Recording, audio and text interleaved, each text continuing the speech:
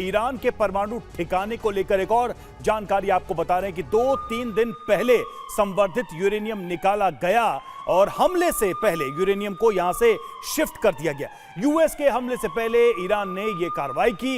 Egypt के nuclear experts का यह दावा है, तो कई तरह के दावे सामने आ रहे हैं। सवाल यही है कि अगर ऐसा हुआ है तो फिर इस हमले का जो ऑब्जेक्टिव या मोटिव ट्रंप का था, अमेरिका का था, उसका क्या हुआ और आगे उसका क्या होगा। तो देखिए, ये एक और जानकारी सामने आ रही है, एक और दावा सामने आ रहा है कि इस यूरेनियम को पहले ही हटा लिया गया था और इस वजह से वो एनरिच्ड यूरेनियम अभी भी ईरान के पास है, जिसमें आगे अब वो अपने न्यूक्लियर प्रोग्राम को बढ़ाएगा। अब सवाल तो ये भी है कि अब तो आईएईए का भी कोई रोल यहां रह नहीं गया है, तो ईरान क्या कर रहा है, इसकी कोई पुख्ता जानकारी या ऑफिशियल इंफॉर्मेशन दुनिया या आईएईए या यूएस के पास कैसे आएगी। और देखिए, ईरान की परमाणु तैयारी सामने आई है। 5 जानकारियां हम रखने जा रहे हैं उससे जुड़ी हुई। पहली ये कि फोर्डो पर यूएस हमला शक्तिशाली था, बड़ा हमला था। दूसरा, हमले से पहले यहां से यूरेनियम शिफ्ट कर लिया गया, इसके कई दावे आ चुके हैं। और तीसरा, परमाणु तबाही को टाल दिया गया। अगर ऐसा हो जाता तो शायद रेडिएशन का बड़ा खतरा पैदा हो जाता। चौथा, फुकुशिमा जैसी तबाही यहां पर भी दिखाई दे सकती थी, जिसे बचा लिया गया। पांचवा, रेडिएशन लीक की जानकारी नहीं है, तो ऐसे में यह साफ साफ एक प्रमाण है कि वहां से उस यूरेनियम को हटा लिया गया और इस वजह से कोई बड़ी घटना नहीं हुई। हमला काफी शक्तिशाली था। जबकि और देखिए, जो परमाणु तैयारियां इस वक्त तेहरान में चल रही हैं, उसको लेकर ईरान क्या कह रहा है। ईरान ने कहा है कि परमाणु डील में बातचीत अभी नहीं होगी, ये मुमकिन नहीं है। यूरेनियम संवर्धन को हम जल्द शुरू करेंगे, ये भी ईरान खुले तौर पर कह रहा है। और ये सीधे सीधे अमेरिका को चैलेंज देने जैसी बात है।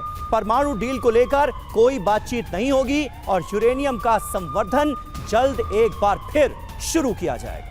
मनीष झा हमारे साथ मौजूद हैं। मनीष, परमाणु कार्यक्रम को लेकर पूरी तरह से अडिग रुख नजर आ रहा है ईरान का। क्या ईरान की एग्जिस्टेंस को भी एक तरह का खतरा है क्या? अमेरिका और इजराइल ईरान को क्या पूरी तरह से बर्बाद करने पर आमादा हैं? क्योंकि इससे पहले आप देखिए, जब जंग चल रही थी तो भी सत्ता परिवर्तन को लेकर तमाम तरह की बातें हुई कि इस बार सत्ता परिवर्तन कराना असल मकसद है। अगर ईरान खुद को इतना मजबूत नहीं करेगा तो उसकी एग्जिस्टेंस को भी खतरा है क्या?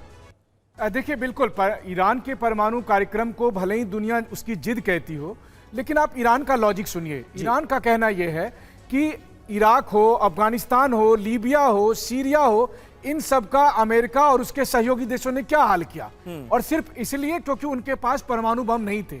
तो ईरान का मानना है कि अगर मेरे पास परमाणु बम होंगे तो मैं सुरक्षित रहूंगा। दूसरी बात है, ईरान में सत्ता पर कौन बैठेगा ये कौन तय करेगा? या अमेरिका तय करेगा, या पश्चिमी देश तय करेंगे, या ईरान की जनता तय करेगी? ईरान की जनता कमोबेश इस बात पे सहमत होगी, तभी तो 40 साल से एक आदमी गद्दी पर बैठा हुआ है। दूसरी बात आती है कि अगर तानाशाही से दिक्कत है तो अरब में तो बहुत से तानाशाह हैं जिनके साथ अमेरिका की दोस्ती है। लेकिन इन सब से अलग अगर आप देखिए तो ईरान के परमाणु कार्यक्रम में आईएईए की भूमिका पर भी बहुत से सवाल हैं। ये कोई दूध से धुले हुए नहीं है। जैसे रामायण में एक कैरेक्टर आपको मंथरा याद है, जिस मंथरा ने कैकेयी को भड़काया, उसके बाद राम जी वनवास गए, तो उसी तरीके से आईएईए ने भी जंग के दौरान मंथरा की भूमिका निभाई है। पहले रूस यूक्रेन युद्ध में जो परमाणु रिएक्टर थे उनको लेकर, और अब ईरान और इजराइल की जंग में भी आप देखिए आईएईए ने निष्पक्ष तरीके से अपनी भूमिका नहीं निभाई, जबकि वो संयुक्त राष्ट्र की संस्था थी और ईरान भी संयुक्त राष्ट्र का एक मेंबर है। लेकिन आईएईए की जानकारी ऐसी थी जिसको लेकर ईरान को शक है कि इजराइल को उन्होंने ये जानकारी लीक की और उसी वजह से बिल्कुल जगह पर ये तो अगर देखा जाए पिछले कुछ सालों में यूएन के एग्जिस्टेंस को लेके ही बड़ा सवाल है कि यूएन की भूमिका क्या रह गई है और उसकी कई बातों के क्या अर्थ रह गए हैं। ये इस युद्ध में भी दिख रहा है और रूस यूक्रेन युद्ध के समय भी ये सवाल उसी तरह से उठाए गए थे।